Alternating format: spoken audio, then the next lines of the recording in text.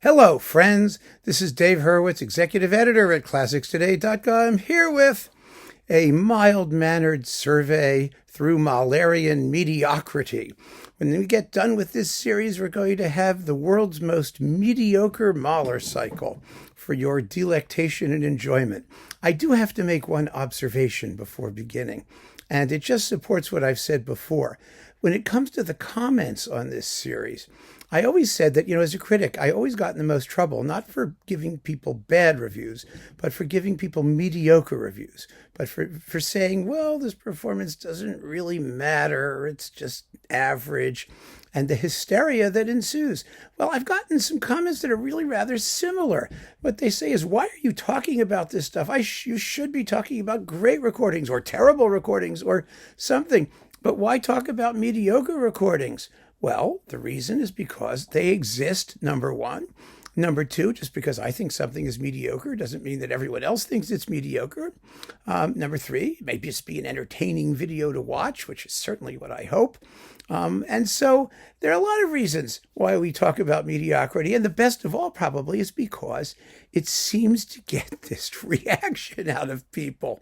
It's absolutely fascinating. So, with that said, let us continue with the world's most mediocre Mahler ninth, or not even the world's most mediocre, because that's a superlative, isn't it? It has to be just the drab average Mahler ninth. Well, there's so many to choose from. It's a piece that has managed to cause many, many famous conductors to conduct mediocrely. It seems to bring out the mediocrity in many musicians. It also brings out the best in many musicians. I will say that too. But mediocre, no shortage. And in this case, we need to talk about the Svetlanov Mahler ninth. Remember this box? Remember these performances? They originally came out from Harmonia Mundi or Praga or that was that. However, they were related back in the day on Saison Russe or something like that. Now they're boxed up in this Svetlanov Endless Box Set Edition. This is on Warner, licensed from Melodia, where it comes from, I don't know. When it first came out, I trashed many of these, I have to say, and in the most vituperative possible way. But there were some performances in here that definitely were mediocre. They deserved that sobriquet. And the ninth was absolutely one of them. The reason it's mediocre is because, it has one interesting idea in 75 minutes. And if that doesn't constitute mediocrity, I really can't even begin to tell you what does. That interesting idea is the Rondo Burlesca. The Rondo Burlesca here, let me tell you, I've got it here, it's in the bookie, takes something like 9 minutes, where it usually takes like 12 to 15 or something. It's unbelievable how fast it goes.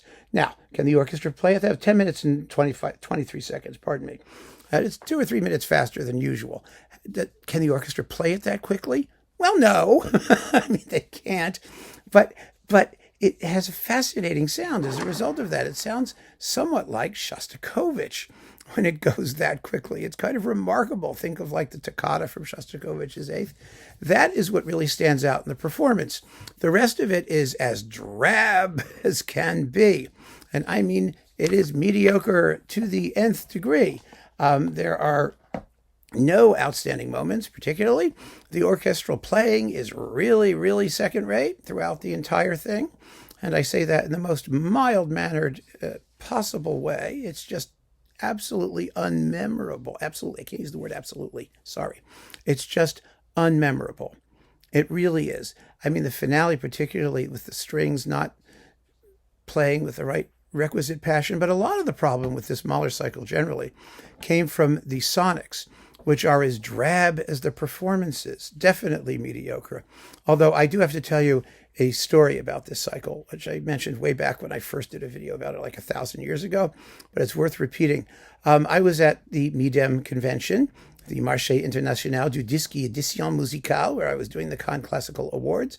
And I was with my good friend Christophe Huss, who's music critic at Le Devoir in Montreal. And he said to me, we were at the opening night party. And we had been, talking about these over the past year as they came out as individual releases.